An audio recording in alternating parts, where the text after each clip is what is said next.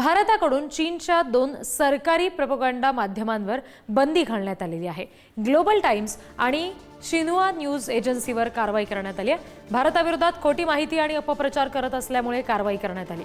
Global times हे चीनी communist पक्षाचा आक्रमक मुखपत्र आहे आणि शिन्हुआ या चीनच्या अधिकृत सरकारी वृत्तसंस्थेवर सुद्धा बंदी घातलेली आहे। राष्ट्रीय सुरक्षा दृष्टीने डिजिटल सार्वभौमत्व राखण्यासाठी ही कारवाई केली आहे। भारत सरकारने चीनच्या 2 प्रमुख सरकारी माध्यमांवर बंदी घातली आहे। ग्लोबल टाइम्स आणि शिन्हुआ न्यूज अशी त्यांची नावे आहेत। आणखी काही तपशील आपण बघतोय। ग्लोबल टाइम्स हे चीनच्या कम्युनिस्ट पक्षाचं मुखपत्र आहे। शिन्हुआ ही चीन सरकारची अधिकृत न्यूज एजन्सी आहे। भारताविरोधात सातत्याने त्यावर खोटी माहिती प्रसारित केली जात होती, अपप्रचार सुरू होता। राष्ट्रीय सुरक्षेच्या दृष्टीने भारताकडून या माध्यमांवर कारवाई केली गेलेली आहे। कम्युनिस्ट पार्टीच्या खोट्या प्रचाराला पायबंद करण्यासाठी ही पावलं उचलली गेलेली आहेत।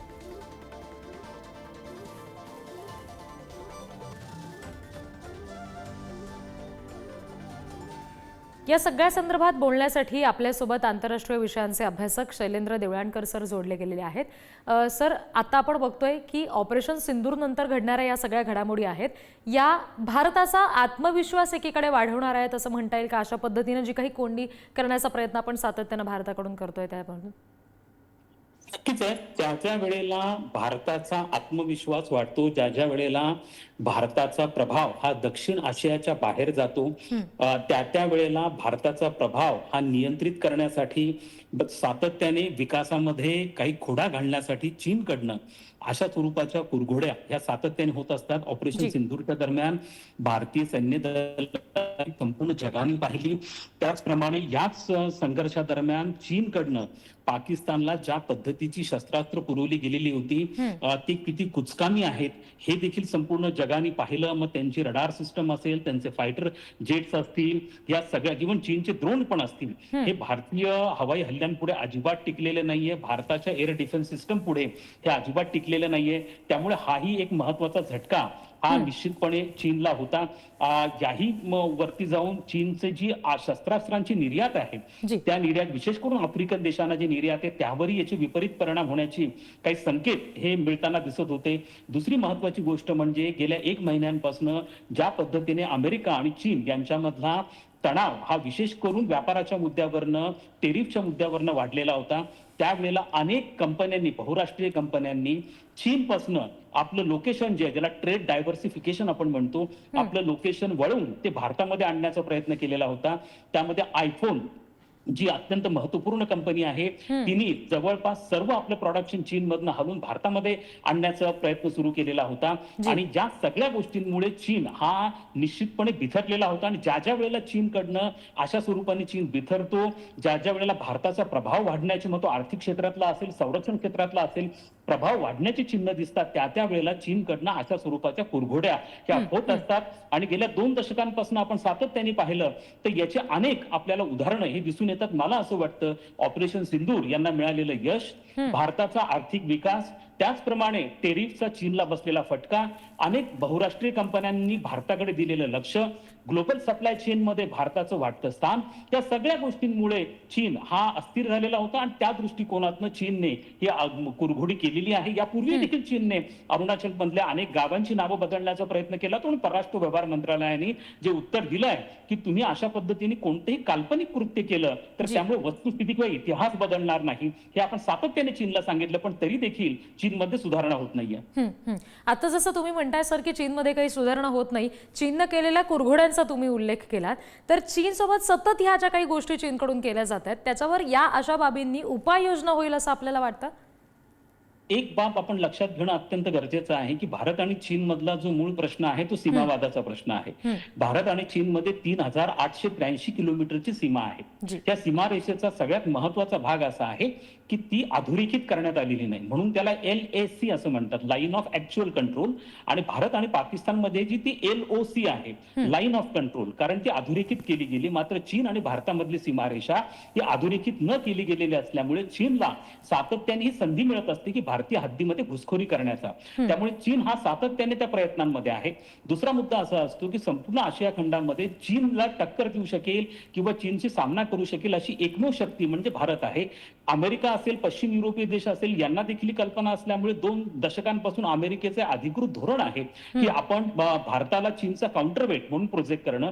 आपण जो प्रश्न विचारलात की यामुळे चीनच्या गोष्टींवरती म्हणजे ग्लोबल टाइम्स वरती आपण बंदी घालणं म्हणा किंवा मग अशा स्वरूपाने आपण काही स्टेटमेंट देणे यांनी चीनच्या स्वभावात फरक पडेल का?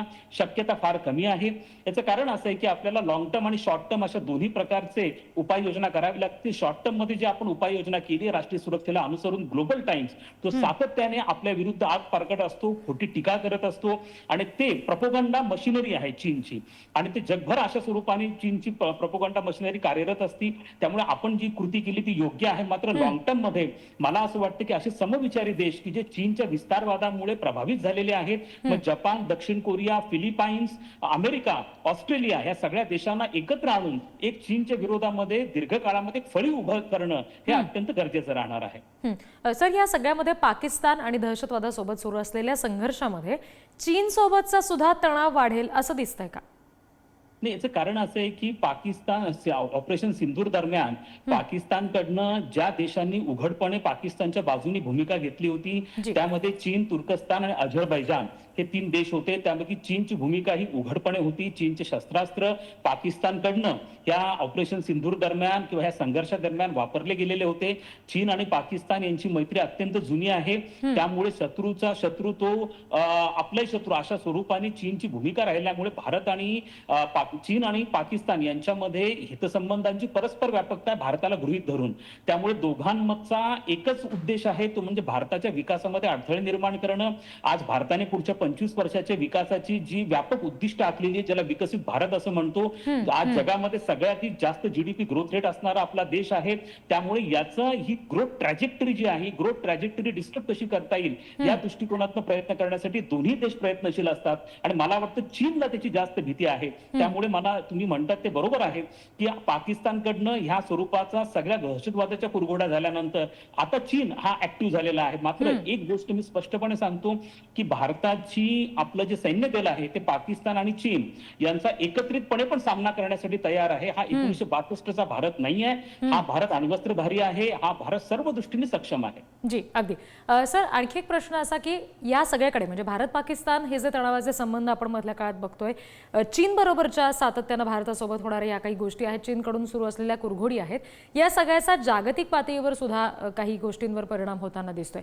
तर असा आंतरराष्ट्रीय स्तरावर जर विचार केला तर भारताच्या या भूमिकेचे नेमके काय परिणाम होऊ शकतात? भारताची प्रतिमा यामुळे कशी तयार होऊ शकते? एक आपण लक्षात घेणं गरजेचं आहे की आजचं जे जागतिक राजकारण आहे ते पूर्णपणे बदललेलं आहे. जागतिक राजकारणाची समीकरणं बदललेली आहेत. हे पोस्ट कोरोना फेज मधलं जागतिक राजकारण आहे. यामध्ये आंतरराष्ट्रीय संघटना, संस्था ज्या आहेत त्या कमकुवत झालेल्या आहेत. राष्ट्र आपल्या हितसंबंधांचा केवळ विचार करतायत. सगळीकडे आत्मकेंद्रीय राष्ट्र जो आपल्या उद्दिष्टांना अनुसरून महत्वाचं असेल किंवा उद्दिष्ट जे असतील त्यानुसार कारवाई करतोय.